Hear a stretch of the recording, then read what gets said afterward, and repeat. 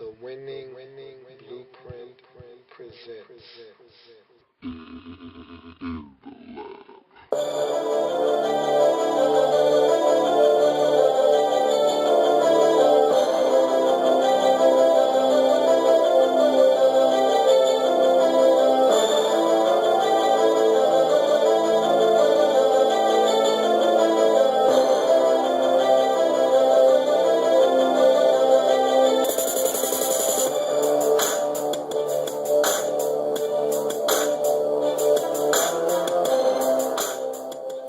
In the lab room. Welcome. You are in the lab room. I'm your host, Lou. Thank you for joining me today on this wonderful Tuesday afternoon. It's a little brisk. It's a little chilly outside. However, this is my favorite time of the year. You won't hear any complaints coming out of me for the weather feeling like it's winter already. It's a little brisk outside. It's a little chilly. You need to bundle up. Today is November the 6th, so that means it's also election day. Go out and vote. Cast your vote. Let your voice be heard. Make a difference. I don't want to hear people complaining about what's going on in today's society if you didn't go out and vote. You don't have a voice. So go out and vote and let your voice be heard. And on that note, let's talk about something that is near and dear to my heart. Football. All right. Last night we had some football, some Monday night football, in fact, which saw the Philadelphia Eagles travel to the Superdome to take on the New Orleans Saints. A game that I thought the Eagles would be able to go in and get because, frankly, this New Orleans Saints defense is one of the worst defenses I've ever seen in my life. And I'm not over exaggerating. They're really bad on defense. Well, they weren't on this night, as the New Orleans Saints defense actually proved to be the difference in this game. There's so many things going on in Philadelphia right now, and we'll get to that a little bit later. I just want to strictly talk about what happened in the football game. We'll get to the issue of the Philadelphia Eagles a little bit later. In this game, the Eagles had every opportunity to find a way to get a win.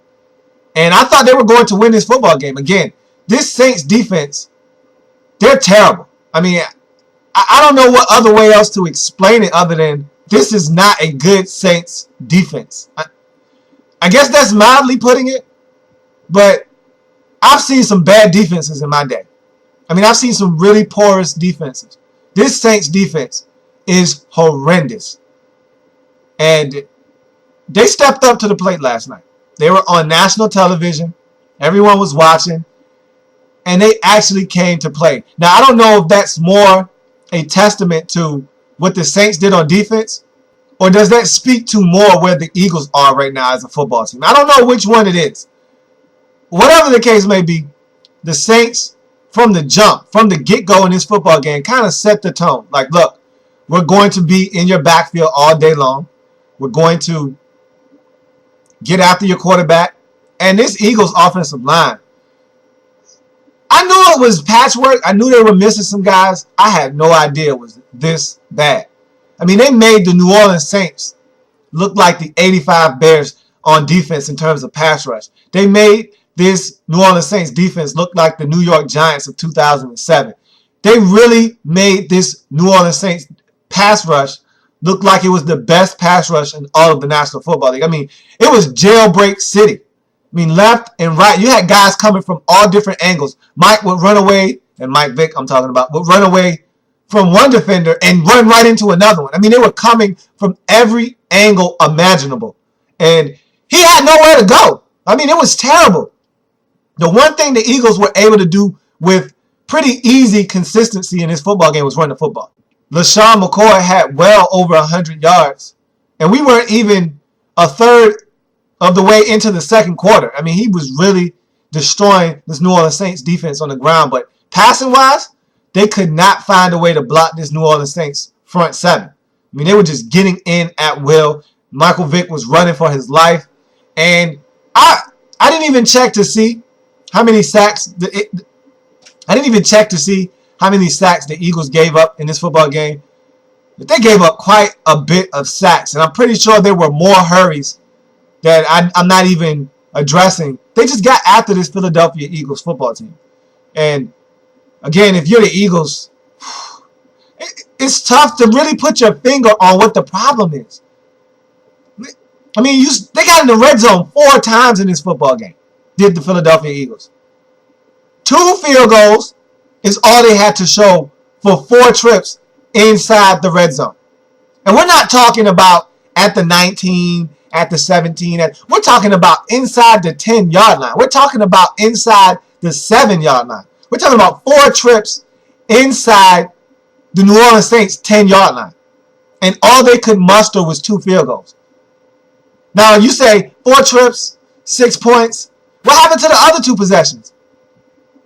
A fumble that resulted in a turnover and a pick 6. That's right, a 98-yard pick 6 the other way. So we're talking about a 10-point swing, possibly a 14-point swing the other way for the Saints. Not only did it take points off the board for the Philadelphia Eagles, so a field goal or a touchdown, but it gave the Saints a touchdown of their own. And you can't do that on the road. We talk about this all the time. It's like a broken record. That's what I sound like when I'm talking about turnovers in the National Football League. You can't have them. You can't do it, especially on the road. And this New Orleans Saints team isn't that good. When you play against good teams, most of the time, you turn it over, you're going to lose. When you turn it over against the bad teams in the National Football League, you can get away with it sometimes because they're not good. They're not a good football team. But the Saints, although they're a bad team, they have one thing going for them. They have an elite offense. So if you turn it over, they're going to turn your turnovers into points. So you can't help them out. They're not your average run-of-the-mill bad football team because they're not bad as a collective group, as a team. They're bad on defense. Their offense is still good. So their defense was half of what they are right now. They were just half as bad as they were. Half as bad as they are right now. This New Orleans Saints team would probably be 5-3 instead of 3-5. But that's not the case. This defense is terrible. And so they've been losing football games because of it. This Philadelphia Eagles team, they have a lot of deficiencies right now. There's a lot going on this team that I just don't think they're going to be able to fix. I didn't think that there was that many problems coming into this football game. I was under the impression that they had, 1 or 2 things not go their way in a given game. Maybe Michael Vick made a couple of poor decisions. Maybe guys dropped the football. Maybe the defense didn't execute at a time when they needed them to come up big and get a stop. I just thought maybe in the context of each game, something else went wrong, and the Eagles just needed to address these things separately. But as a whole, as a team, they were fine. They just needed to get on track. That's what my thinking was. No, that's not the case. This Eagles team is struggling. They're struggling. There's no other way to say it. They have issues that need to be addressed that I don't know you can address right now throughout the course of the season. I think these are issues that are going to linger throughout this season and into the offseason, and you're going to have to address them then. This team is lost, and I don't think Andy Reid can fix these problems with the Philadelphia Eagles right now. But you can't get in the red zone 4 times and only come away with 6 points, 2 field goals. You can't do it. You're not going to win in this league many times getting in the red zone. Hey, if you just get 4 field goals, you feel so much better about your situation. Even though we've already said it on this program, field goals don't win games, touchdowns do. So come away with something. Always make your drive count for something if you get a chance to score. And the Eagles didn't do that last night. They turned the football over in critical situations. They couldn't protect Michael Vick at all. I mean, this was one of the worst performances by offensive line we've seen in a long time. We've seen some bad ones this season. We can think back to the Arizona Cardinals on Thursday Night Football against the St. Louis Rams. I mean, that was a terrible performance by an offensive line. We've seen some bad ones this year. This one ranks right up there at the top as one of the worst offensive line performances we've seen this season. And so that was really bad. They did not protect Michael Vick at all. And I thought he did a good job of just making it through the game and giving the Eagles a shot. Even though they lost by 15 points in this football game. And they were once down 8 and they had a shot. But when you can't protect, you can't win games. The same thing I said about the Arizona Cardinals. When you can't protect your quarterback, when your offensive line is not a functional offensive line, you're not going to be successful on offense. Everything stems from the offensive line, and if you can't protect, then you can't run your offense the way it needs to be ran. And so the Saints, on the other hand, they came out and they executed. They still weren't the flawless New Orleans Saints well-oiled machine on offense that we've come accustomed to, but they did more than enough to win this football game. When they needed to score, when the Eagles cut it to 8 in this game, they responded with a touchdown drive. And that's all you can ask for, is keep this game out of reach, and that's what the Saints did. At no time in this game were the Eagles really in this football game. They had one opportunity to really get a chance to put some points on the board, keep this game close, and even take the lead early in the football game when Vic threw that pick six off the fingertips of Brent Selleck into the hands of Patrick Robinson, and he ran it in for a 98-yard touchdown. That was the only instance in this game where the Eagles actually had a shot to either tie the ball game up at 3 or take the lead at 7-3. Other than that, after they got that interception and took it to the house and went up 10-0 in this game, the Eagles really never, or went up 7-0, excuse me. After they got that interception and went up 7-0 in this game, the Eagles never really had a shot after that. They never really responded to the intensity that the Saints brought in this football game. And the Eagles are just not the same team that we've come accustomed to year in and year out, competing for supremacy in the NFC East, going to the playoffs and threatening to make it to the Super Bowl. They're not that team anymore. It's a lot of questions to be answered, and I don't think they have the answers to these questions right now. But the New Orleans Saints got it done.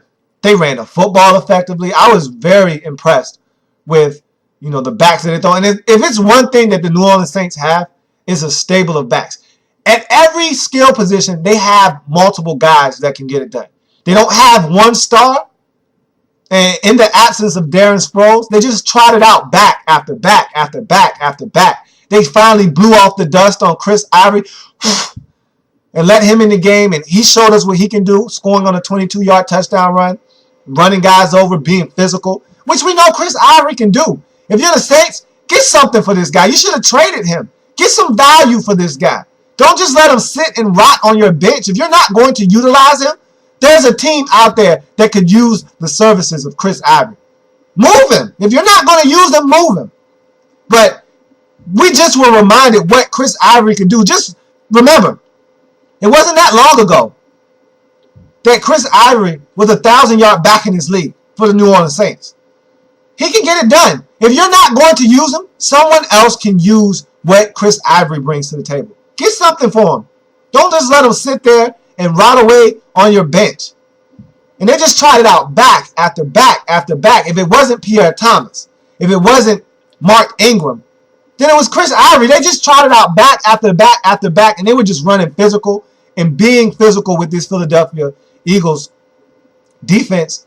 And they were running the football. And after they were able to establish the run, Drew Brees did what Drew Brees does best. Let's push the ball down the field. And he didn't really make any critical mistakes in this game. He didn't make the big turnover like he did a week ago against the Broncos. And they got it done. And so, if you're the Saints, you're still trying to build some momentum. You're still trying to string together a streak of wins that allows you to get back into this thing and get into the discussion of a wild card berth. You're not going to win your division at this point. That's a foregone conclusion. That's done. The Atlanta Falcons have this division wrapped up. So you, as a New Orleans Saints player, fan, coach, have to acknowledge the fact that that's gone. That ship is sailed. Your sole focus should be trying to win games and get back into the discussion of possibly being able to get a wild card berth, which is going to be tough because there's a lot of teams hovering around those 2 wild card spots. But if you're the Saints, you can't worry about other teams. All you can do is worry about yourself and just win football games. You're 3-5 on the season right now. This win elevates your record to 3-5. There's a lot of football left. You've got 8 games remaining. If you can find a way to win 6 out of your last 8 games to get to 9-7, you got a shot. You have a legitimate shot. But that's a tall order for a team that plays no defense and offense hasn't been the consistent force that we've come to know over the last 5 seasons under Drew Brees and Sean Payton. think the absence of Sean Payton is being felt on this offense somewhat because you're not as explosive as you normally are. You don't make adjustments in game like you normally do. And so I don't think you're going to be able to rattle off 6 out of 8 down the stretch in the second half of the season to make a run of this thing. I don't think you're going to be able to make a go of this because I don't think you're a good enough football team. You don't play enough defense. You're not outscoring opponents like you have been in the past. And so I don't think you're going to be able to do enough to make a run at the playoffs. But you got the job done on Monday Night Football. Make no mistake about it. You got after the quarterback. You did not stop the run, but you got after the quarterback. You made Michael Vick and the Philadelphia Eagles work for everything that they got in this football game. And you were able to execute on offense, and you got the win. So the New Orleans Saints elevate their record to 3-5 on the season after defeating the Philadelphia Eagles 28-13 on Monday Night Football. Eagles drop to 3-5 as well on the season. And they got a long way to go just to get back to respectability if you're the Eagles. This thing is going south, and guys are going to have to answer to why this thing isn't working out the way that they envisioned when they put this group of players together just a season ago. But let's get into that. That was a touchdown. We just discussed the Monday night matchup, the Saints getting the victory, going to 3-5 on the season. That's a touchdown. We'll tack on this quick extra point. And I got a 2-point conversion today. So we're going to start with the first of the 2-point conversion, and that's this Philadelphia Eagles team. I want to know what you guys think, because right now it's hard for me to put a finger on what's wrong with this Eagles team. I thought I had a grasp of what's going on out in Philadelphia, but I don't think I really know for sure. The one thing that I noticed, and it was blatantly obvious to everyone watching the game, is that this offensive line is in shambles. We knew they were going to miss the services of Jason Peters, their all-world left tackle. We knew they were going to be missing him all season long. He got injured before the season started. They knew they were going to be without his services for the duration of the season. So already you knew they were at a disadvantage there. But I didn't realize their offensive line had suffered so many injuries and they were struggling this bad. Their center, Jason Kels, gone for the season. They don't have his services. And then I didn't realize also that Danny Watkins, their guard, that they just uncovered a few years ago, that they drafted, he's injured as well. And so they're struggling on their offensive line. They don't have answers right now. And that was one of the worst showings we've seen by offensive line in a long time. I mean, Michael Vick didn't have a chance last night. He didn't have a chance. They were coming after him from angles that we didn't even know existed. You know, he didn't have anywhere to turn to. It was a bad performance by this offensive line. I mean, just the simplest of blitz pickups, they couldn't even execute. The guys were coming up the middle. And there's no worse pressure than the one that comes straight up the middle, because it's hard to get away from it. You know, somebody's coming from the left, you can move slightly to your right and avoid them. Somebody's coming from your right, you can just move slightly to your left and avoid them. When someone's coming straight at you, it's hard to move left or right because they have the ability to move left or right as well. And so it's hard to adjust when you turn your back to the defense as a quarterback, you know, whether it's play action fake or you just dropping back and you go to turn around and you look. As soon as you turn your head around, there's a defender bearing down on you. It's hard to react. And Vic didn't have a shot last night. So we know the offensive line is part of the problem. But what else is part of the problem? We know Andy Reid can get pass happy at times. We know that's an issue. So I think that they don't use LaShawn McCoy enough. I don't think they utilize him as much as they should. He's an asset.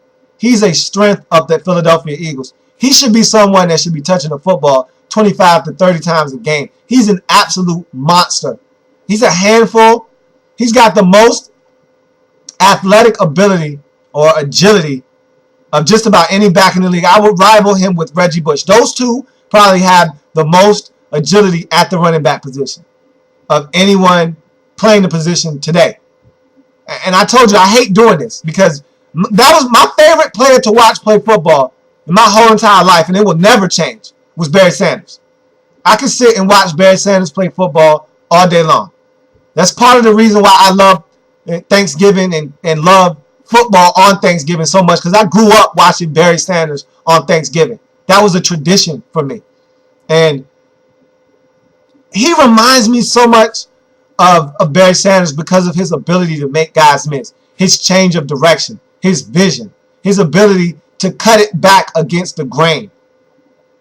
There are not a lot of backs that possess that talent, but LaShawn Shady McCoy does. And I don't think the Eagles utilize him enough. I think Andy Reid sometimes forgets that you have one of the best backs on your team and you need to use him. So that's something else that can be pointed to as a problem. You fire your defensive coordinator on the bye week and you promote another guy whose name escapes me right now, but you promote him to the position. Why? I didn't think that was a smart move. I didn't think it made much sense then. And you haven't stopped a team on defense since you made that move. So I don't know what the logic was there. But you got all these players that you went out and got in free agency and a lot of players that are playing. And I think that's where it really lies. I think that's where the problem really lies, is that you got guys that are just flat out not getting it done out on the football field. I mean, you went and got Nnamdi Asomugha from the Oakland Raiders out in free agency. And if you want me to be honest with you, I feel like he's been a bust to this point. Because he's supposed to be a man-to-man shut-down corner. He's supposed to be a guy that you can trust to just put on an island and get it done. He has been anything but trustworthy out there one-on-one in coverage.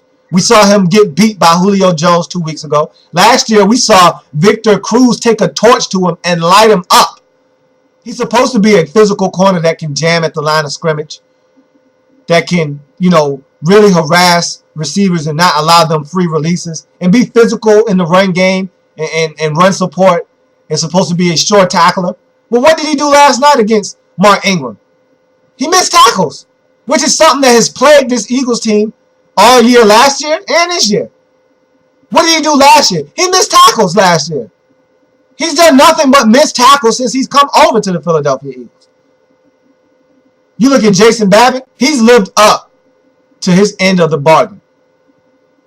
He's lived up to his end of the deal. Him and Cullen Jenkins, I think, have done great jobs since coming over to this Philadelphia Eagles team. You look at Dominique Rodgers-Cromartie. While I think he's a solid corner, has he really been what you thought you were getting when you made the trade for him?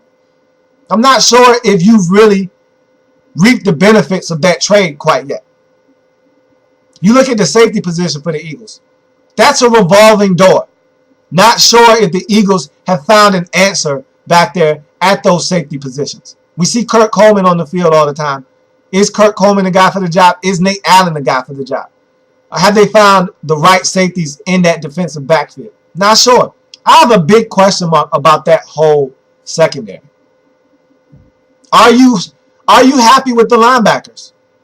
You went and got D'Amico Ryans. Has he performed up to the standards that you thought you might be getting when you acquired D'Amico Ryans? I think I like what Kendricks, the rookie out of Cal, is doing. He's a rookie. He's going to make mistakes. But I think I like what I see out of him. I mean, these are all questions you have to ask. There's a lot going on with the Eagles. What do you think? What do you think is the main problem? What do you think are some of the problems that the Eagles are having right now? Love to hear from you. Drop something in the inbox. Drop something on the YouTube page, on this video. I would love to hear from you on what you think the Eagles' problems are this season. Why they're 3-5 right now at the midpoint of this 2012 season. And also, the second portion of this two-point conversion is that Mike Shanahan went and he did his best attempt at a moonwalk. He backtracked his statements that he made during the press conference on Sunday after the football game, which really stated, in so many words that the season's over. We're in evaluation mode. We're in an evaluation process now, looking at players to figure out who's going to be with us on this roster next year, which means you've basically given up on the season this year. But he's right. Of course, that's not the politically correct thing to say. You don't want to have that message be the one that you're projecting on your football team, is that we're done for this season. No need to go out and try to win football games. So he had to go and backtrack. But if you're a fan, you love that brutal honesty. I know I do. I can't speak for the rest of the fans in Redskin Nation. But I know as a fan, and I don't care of what team, I love to hear brutal honesty. I love when guys just come out and say, look, we didn't get it done. I hate when people make excuses because everyone has excuses. It's so easy to just have an excuse. I don't like people who just take responsibility for things that they don't have to take responsibility for. Like coaches who just come up and say, yeah, everything was my fault. No, everything is not your fault. You can call plays. You can put guys in the right position to make plays. But if they don't make plays, if they don't go out and execute, how is it your fault? I know it's your job to get guys prepared to make plays, to execute on the football field. But mentally, you can't be in their head and make them make a play. You can't make them catch the football or not fumble the football. That's not something that you can make them do. They have to go out on the field and make plays. And a coach is only as good as their players. And if your players aren't that good, or they're not going out and being as best as they can on the football field, there's nothing you can do as a football coach. So I love honesty. I love when a coach says, and no, you don't want to throw your players under the bus. That's not what I'm saying. But you got to be able to say, look, our guys just didn't get it done today. I don't need the coach to come out and say, I didn't do, Andy Reid and Bill Belichick are the best at going up to the podium and putting everything on them, which I think is good in one way, but I also think it's a crock of crap. I don't need you to come to the podium and tell me, yeah, it was all me. I didn't do a good job of coaching. I didn't do a good job of having the players prepared to play. I didn't do a good job of coaching the players and having them in positions to make plays. I didn't do a good job. I. You didn't go out on the field and play. So it's all on me. Put it on me. That's what guys like to say. I don't agree with that. At some point, you have to hold the players accountable. And I'm not saying point fingers at individuals. That's how you create dissension in the locker room. You don't need to point fingers at guys, but you need to say, look, our guys didn't get it done today. We didn't pass block. We didn't catch passes. We didn't run the football effective today. We didn't do the things it takes to win football games. Those are the things I like to hear from coaches. I like when coaches are candid. And Mike Shanahan was candid after the football game. He went out on a limb during the week last week when he said, look, this is a must-win game. And I went on this program and I said, this is a must-win game. I went on the Redskins report and I said, this was a must-win game against the Panthers. We had to have it. You can't afford to lose home games against 1-6 football teams. Not at this juncture of the season. Not when you're 3-5, back against the wall. You're 2 games under 500. You got to have it. This game was a must-win. You can't afford to lose games to teams that are 1-6 at home. And that's what we went out and did. We lost to a team that was inferior to us, or supposed to be. We're not that good of a football team either to be calling anyone inferior to us. We're not a good football team. So what Mike Shanahan basically said after the game was, we needed to have this one to extend our season, to make our season count for something, to make our season mean something in December. We needed to win this football game. We needed to have that momentum going into our bye week. We needed to not go 3 games under 500 with 8 games to go. We needed to win this football game to climb back into the NFC East, to climb back into the NFC divisional, the NFC race in general for a wild card spot. We needed to climb back into all these things with a victory. This was a must-win game. And we didn't go out and get it done. So we lost the game. We didn't put forth the effort that it took to win this football game. And so basically he said what he was feeling at the time, which was, we didn't get it done. We're not a good football team. And our season, for all intents and purposes, while we're not mathematically eliminated, it's done. We just lost to a 1-6 Carolina Panthers team. How do you expect to make a run at the playoffs when you can't even beat one of the worst teams in your conference? There's not much to talk about. We needed to have this one. We didn't go out and get it. But for the legality of it, the season is over. That's what he was saying. And I agree with him 110%. The only problem with what he said is that you can't say that out loud. You can be thinking that, and there's certain things that I agree. You just don't say. And while I didn't have a problem with it, because I'm a fan and I'm a realist and I get it, people are going to have a problem with that statement. And if I'm a player, I have a problem with that statement. I don't want to hear my head coach telling me that the season's over. Even though we're not mathematically eliminated, even though it's a tough uphill battle to climb, I don't want to hear my coach saying he's throwing in the white towel. He's waving the white flag. I don't want to hear that from my coach. And so, you know, the media, and I can't stand the media because, you know, the media are like little gossipers. They're like little gossipers who can't keep their mouth shut. They're going to take, and it's their job. I understand that. But it still pisses me off because it's like you're trying to start something within a locker room. It's like you're trying to start dissension. You take a little clip, you know, you take this little line, and you take that quote, and you take that quote, and you walk away from a press conference, and you go back and you regurgitate what you heard to the players. And you spin it in a way that makes it sound even more derogatory than the coach made it sound when he said it out of his own mouth.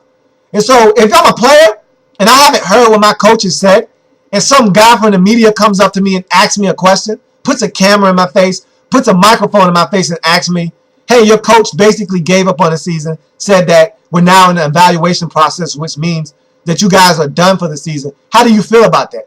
What are you supposed to say as a player? Yeah, we're done. We had a chance. We lost to the Panthers. Now our season's over. No.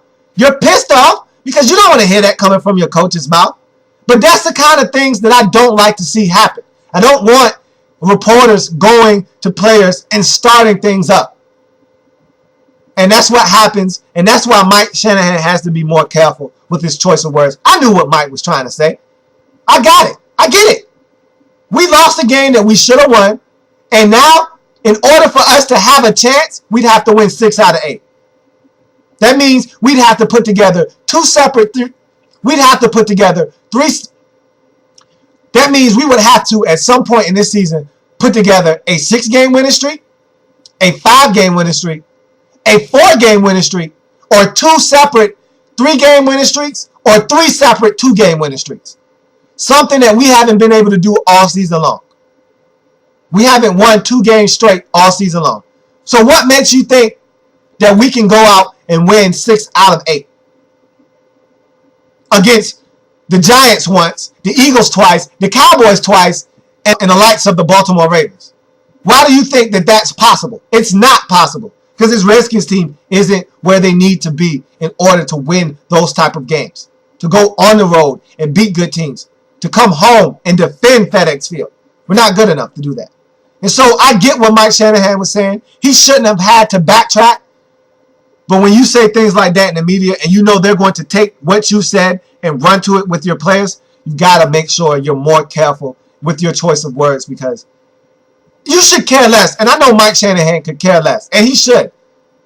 You should care less what the fans think, what the media thinks. You shouldn't care one iota. One way or the other what those guys think. You should not care at all what the fans think or what the media thinks about what you have to say out of your mouth.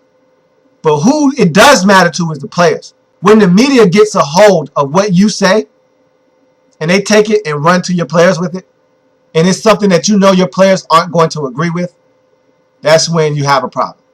That's where the problem lied with the statement that he made after the game that we're in an evaluation process and that, you know, he didn't say the season was over, but he implied it, as he should.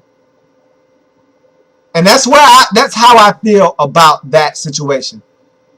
I don't know how you feel about it. How do you feel about that? I want to know. Because I feel like, you know, different people have a different outtake on the whole thing. Have a different outlook on how that situation should have been handled. And there are people who actually think we still have a shot. Bless your heart. If you still think the Redskins have a legitimate shot in making the playoffs, bless your heart. More power to you. But the fact of the matter is, reality sets in. This team does not have a prayer's chance at making the playoffs. And that's all Mike Shanahan was trying to say. We didn't win the game that we needed to win. to give us a shot, and now we're all but done. And that's going to do it for this episode of In the Lab Room. I'm your host, Lou. I thank you for joining me again. I have several different ways you can get in contact with me, several different ways you can access the show. I'm on Facebook. Like the page on Facebook. In the Lab Room is the Facebook page. Every episode I've ever done is on the Facebook page. Check it out. Like it.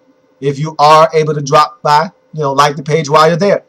I'm on Twitter. At In the Lab Room is the Twitter handle. If you have a chance, follow me on Twitter. I'd love to hear from you. Love to hear what you have to say. Any comments that I make on the show and you want to respond to it on Twitter, be glad to interact with you on Twitter. So, again, I'm on Twitter. Love to hear from you there. Every episode that I do, I put on Twitter as well. So, if you have, if you're a Twitter guy, Twitter female, you like to frequent Twitter, I'm always posting episodes on Twitter as well. And then you can drop something in the inbox. My email, inthelabroom@gmail.com, is the inbox. Easiest way to get a hold of me if you want me to respond to something you have to say. And the easiest way to access the show or to have me see a comment that you have about the show or about something I said on the show is to subscribe to me on YouTube at Louis T. Louis T is the page, is the subscription page. Louis T, Louie space T, capital T, EE. You type that in, it should pop up. You click on it, you subscribe to the page. If not, you type in any one of my shows, whether it's the Starting Five, the Redskins Report, or just In the Lab Room. Type it in. NFL's Most Wanted, something will pop up.